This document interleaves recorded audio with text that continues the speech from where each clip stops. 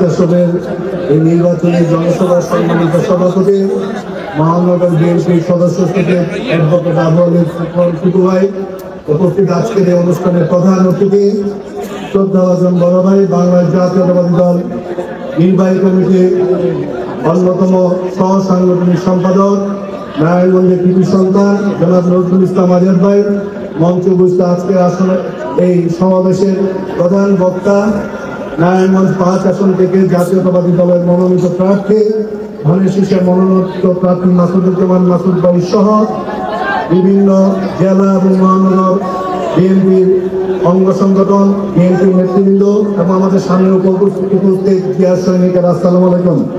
প্রথমেই আমি আমার ব্যক্তিগত তরফ থেকে জাতীয়তাবাদী দল নারায়ণগঞ্জ জেলা শাখার পক্ষ থেকে আপনাদেরকে আন্তরিক অভিনন্দন ও ধন্যবাদ জানাই। আজকে যে নির্বাচনী জনসমাবেশ, এই সমাবেশের যে মেসেজটা আমরা নারায়ণগঞ্জবাসীকে দিতে চাই সেটা হলো যে বাংলাদেশ জাতীয়তাবাদী দলকে কেন আপনারা ভোট দিবেন।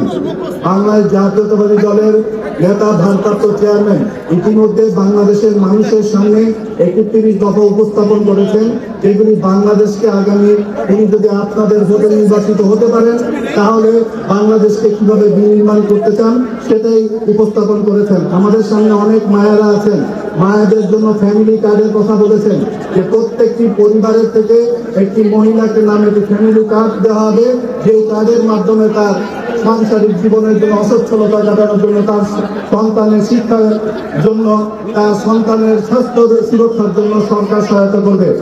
বিষয়টি হলো যে আজকে আমরা যে আমাদের রাজনৈতিক প্রতিপক্ষকে আমরা অনেকবার শুনতে দেখেছি, বলতে দেখেছি, তারা সেই ফেসিবাদের পুনরাবৃত্তি ঘটানোর মতোই তাদের মানসিকতা।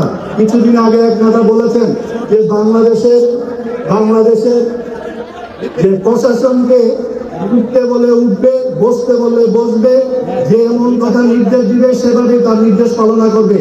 এই যে অসুস্থ রাজনৈতিক মানসিকতা, সেগুলি থেকে পরিহার করে বাংলার জাতীয়তাবাদী দল প্রত্যেকটি সাংবিধানিক যে প্রতিষ্ঠান তারা স্ব ক্ষেত্রে নিজের ভূমিকা পালন করবে। সেই ধরনের একটি রাষ্ট্র কাঠামোর মাধ্যমে রাষ্ট্র বিনির্মাণ করতে যায় জাতীয়তাবাদী দল। সেই জাতীয়তাবাদী দলের মনোনীত প্রার্থী মাসুদুজ্জামান মাসুদ, যার নামের আগে যে মডেল শব্দ আমাদের ব্যবহার করায়, আমরা নারায়ণগঞ্জকে এই মডেল মাসুদ ভাইয়ের মাধ্যমে মডেল নারায়ণগঞ্জ হিসেবে আগামীতে প্রতিষ্ঠিত করবেন সেই প্রত্যাশা ব্যক্ত করে সবার সুস্বাস্থ্য দীর্ঘায়ু কামনা করে বক্তব্য শেষ করলাম।